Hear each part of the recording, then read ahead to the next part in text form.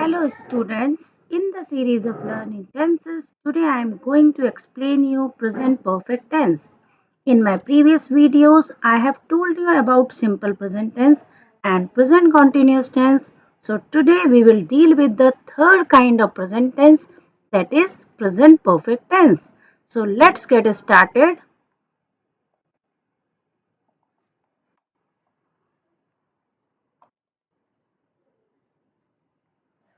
So first of all, you should know that what type of actions present in the present perfect tense. This tense is used to express an action that has just been completed. So इसमें वो सभी actions आते हैं जो कि आपने अभी कुछ समय पहले ही पूरे कर चुके हैं और this tense is a tense used in present to indicate the action that has taken place at some specific time. तो वो सभी एक्शंस जो आप अभी कुछ समय पहले किसी स्पेसिफिक टाइम में पूरे कर चुके हैं वो सारे के सारे सेंटेंसेस या एक्शंस प्रेजेंट परफेक्ट टेंस में आते हैं। अब आपको इन्हें कैसे बनाना है, इसके क्या रूल्स हैं, मैं आपको आगे समझाती हूँ। Positive sentences. So first of all, अगर आप कोई भी ऐसा सेंटेंस बोलना चाहते हैं कि वह काम कर चुका है, वे स्कूल जा चुके हैं, हम खाना खा चुके हैं, तो इसमें एक्शन जो है वो कंप्लीट हो चुका है, तो आपको प्रेजेंट परफेक्ट टेंस को यूज करना पड़ेगा। और अगर आप कोई पॉजिटिव सेंटेंस बनाना चाहते हैं तो आपको ये रूल फॉलो करना पड़ेगा। तो इसका रूल है सब्जेक्ट, उसके बाद आपको हैज या हैव लगाना है। इट मीन्स अगर आपका सब्जेक्ट आई, यू, वी या दे या फिर कोई भी प्लूरल सब्जेक्ट है तो आप हैव लगाएंगे। अगर प्लूरल सब्जेक्ट है तो आपको ये ध्यान रखना है कि हैव ही लगाना है, बट इसमें एक्सेप्शंस हैं। कौन? आई और यू। आई और यू सिंगुलर होते हुए भी रूल किसके फॉलो करते हैं? प्लूरल के, तो उनके साथ भी हैव लगाना है। अगर आपका सब्जेक्ट सिंगुलर है तो आपको हैज लगाना है। जैसे कि अगर आपका सब्जेक्ट है ही, शी, इट या name of one single person या फिर कोई भी सिंगल सब्जेक्ट लाइक बॉय और गर्ल, सो आपका सिंगुलर सब्जेक्ट ये ध्यान रखना है कि आपको हैज किसके साथ लगाना है एंड हैव किसके साथ लगाना है। Again I am repeating, if your subject is plural then you have to use have, if your subject is singular then you have to use has. So after that you have to put the verb's third form. What is the third form of the verb? Like अगर आपका जैसे इस example में देखिए, they have gone to market, तो यहाँ क्या है? they means वे मार्केट जा चुके हैं। हमें ऐसा सेंटेंस बनाना है हिंदी में, तो हमें पता चल गया कि जो भी काम हो चुका होता है अभी कुछ समय पहले ही, वो प्रेजेंट परफेक्ट टेंस में आते हैं। और आपका सब्जेक्ट कैसा है? प्लूरल, तो दे मीन्स वे। तो आपको इसके लिए जो हेल्पिंग वर्ब यूज करनी है वो आएगी हैव। हैव के बाद वर्ब थर्ड फॉर्म होती है और जाने को वो इंग्लिश में बोलते हैं गो, और गो की सेकेंड फॉर्म होती है वेंट और थर्ड फॉर्म होती है गॉन। तो they have gone to market. Now अगर आपका सब्जेक्ट क्या है? सिंगुलर है, then what you have to do? He, after he you will put the helping verb has. ये आपको याद रखना है। सो सेंटेंस क्या बनेगा? अगर हम ये कहना चाहते हैं कि वो अपना प्रोजेक्ट कंप्लीट कर चुका है तो हम बनाएंगे he has completed. Complete, completed, completed. तो कंप्लीट की थर्ड फॉर्म क्या है? कंप्लीटेड, तो हम यहाँ लगा देंगे completed his project. Then if you want to frame negative sentences, then what you have to do? Same, just as a positive sentences rule, but you have to put after have and has you have to put not also. If your subject is I, you, we, they or any plural subject, then you have to put have not and then third form of the verb and then object. Like they have not finished this book yet. उन्होंने अभी तक ये book खत्म नहीं कर चुकी है या खत्म नहीं की है। तो यहाँ हमने लगा दिया, जो दे है प्लूरल है तो हैव नॉट लगेगा, ठीक है, हैव नॉट। और थर्ड फॉर्म फिनिश, खत्म करने को बोलते हैं finish, and third form is finished. तो they have not finish this book yet, yet means अब तक, वो खत्म नहीं कर चुके हैं। Now I have not seen this film yet, मैंने ये फिल्म अभी तक नहीं देख चुकी है या नहीं देखी है।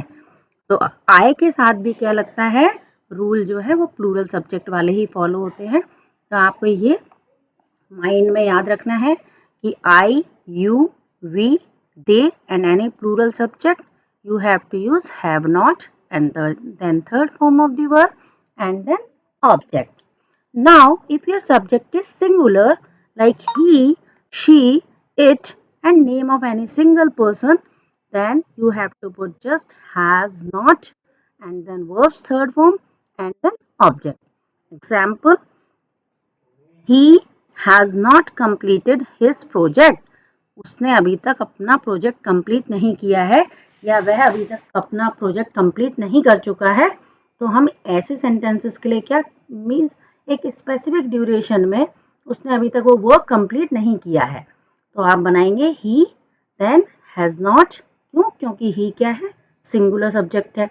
ऐसे ही राम हैज नॉट रेड, देखो रीड जो होती है, रीड मीन्स पढ़ना, राम ने अभी तक शेक्सपियर का नॉवेल नहीं पढ़ा है या नहीं पढ़ चुका है। तो यहाँ पर क्या है, रीड की जो फॉर्म्स होती हैं, सेकंड फॉर्म भी स्पेलिंग सेम होती है, थर्ड फॉर्म की भी स्पेलिंग सेम होती है, बट उसका प्रोनाउंसिएशन अलग होता है। राम हैज नॉट रेड, हम क्या पढ़ेंगे, इसको रेड प्रोनाउंस करेंगे, ना कि रीड, ठीक है। It is the third form of read but spelling is same. So now interrogative sentences, interrogative sentences बनाने के लिए जो इस टाइप के क्वेश्चंस होंगे जिसमें आपको आंसर यस या नो में देना है, उसके लिए आपको हेल्पिंग वर्ब आगे रखनी है। तो सबसे पहले हमें ये ध्यान में रखना है कि अगर हमारा सब्जेक्ट प्लूरल कैटेगरी वाला है एंड प्लस आई या यू है तो आपको आगे हैव रखना है। अगर आपका सब्जेक्ट सिंगुलर कैटेगरी वाला है तो आपको हैज रखना है। देन हैव और has plus subject, then plus verbs third form, then plus object, then plus question mark. So example, have you done your work, क्या आपने अपना काम पूरा कर चुका है, तो आप आंसर दे सकते हो। अगर आपने किया है तो नो, अगर किया है तो यस आई हैव डन, अगर नहीं किया है तो no I have not done. तो देखिए आपको जब इसका आंसर देना है तो इसमें एक बार आपका सेंटेंस पॉजिटिव वाला यूज हुआ, आपने बोला yes I have done my work, और एक बार आपको अगर आपने नहीं कर चुका है तो आपने नेगेटिव सेंटेंस का भी यूज किया, no I have not done my work. तो आप इस तरीके से positive, negative and interrogative sentences इस टेंस को यूज करके बना सकते हैं। नाउ अगर हमारा सब्जेक्ट सिंगुलर है देन आपको क्या करना है, has he done his work, क्या वह अपना काम कर चुका है, तो आपको हैज लगाना है। अगर उसने किया है तो yes he has done his work, और अगर उसने नहीं किया है तो no he has not done his work. इस तरीके से आपको इंट्रोगेटिव, पॉजिटिव एंड नेगेटिव सारे ही फ्रेम करने इजीली आ जाएंगे अगर आप इनके रूल्स को अच्छी तरीके से देखेंगे। Now next, double interrogative sentences. Double interrogative sentences क्या होते हैं, ये भी क्वेश्चंस ही होते हैं, बट इसमें हमें केवल यस या नो में आंसर देने से या रिप्लाई करने से पूरा आंसर नहीं मिलता है, आपको कुछ एडिशनल इंफॉर्मेशन भी पूछी जाती है। तो इसमें जो है सबसे पहले आप लगाएंगे क्वेश्चन वर्ड। क्वेश्चन वर्ड क्या होता है, ज़्यादातर WH फैमिली से बिलोंग करते हैं सारे क्वेश्चन वर्ड्स, और कुछ कुछ डिफरेंट भी होते हैं, like why, what, when, how, है ना। तो इस तरीके से होम, ये सारे जो होते हैं वो क्वेश्चन वर्ड्स कहलाते हैं। और उसके बाद आपको हैज़ या हैव हेल्पिंग वर्ब यूज करना है अकॉर्डिंग टू द सब्जेक्ट, कि आपका सब्जेक्ट क्या आने वाला है। अगर आपका सब्जेक्ट प्लूरल कैटेगरी वाला है तो आप हैव रखेंगे, अदरवाइज सिंगुलर सब्जेक्ट के लिए आप हैज का यूज करेंगे। तो सबसे पहले question word, then helping verb, then subject, then verbs third form, then object, then question mark. Example like why have you open the room, आपने रूम क्यों खोला है, या आपने रूम क्यों खोल लिया है या खोल चुके हो। तो आपको इसके लिए कैसे बनाना पड़ेगा, क्यों खोल चुके हो। तो क्यों जो वर्ड है वो क्या है, आपका क्वेश्चन वर्ड है।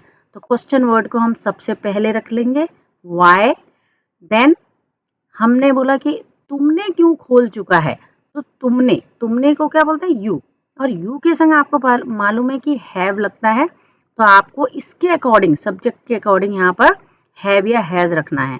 तो हमने देख लिया कि यू है, तो हम रखेंगे why have you, then third form of the verb, open का थर्ड फॉर्म ओपन होता है, ओपन रखा, द रूम ऑब्जेक्ट। सो बना क्या sentence, why have you open the room. When has he taken tea? उसने कब चाय पी चुकी है या कब चाय ली है। सो यहाँ पर कब जो है वो क्वेश्चन वर्ड है, तो आप यहाँ क्वेश्चन वर्ड रखेंगे when। देन आपको मालूम है उसने, उसने को क्या बोलते हैं, ही या शी। अगर लड़का है तो ही, और फीमेल के लिए यूज कर रहे हैं तो शी। तो हम इसके लिए दोनों ही सिंगुलर कैटेगरी में आते हैं, तो हैज ही रखना पड़ेगा। तो when has he taken tea? Okay.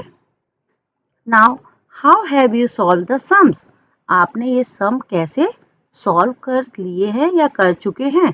तो हम यहाँ कैसे को क्या बोलते हैं इंग्लिश में, हाउ। तो क्वेश्चन वर्ड रखा, देन यू हमारा सब्जेक्ट है, so we will put here have instead of has, ठीक है। Then third form of the verb solve and the sum.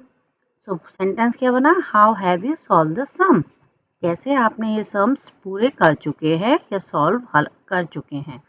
सो बेटा these are the rules for framing different type of sentences under the present perfect tense.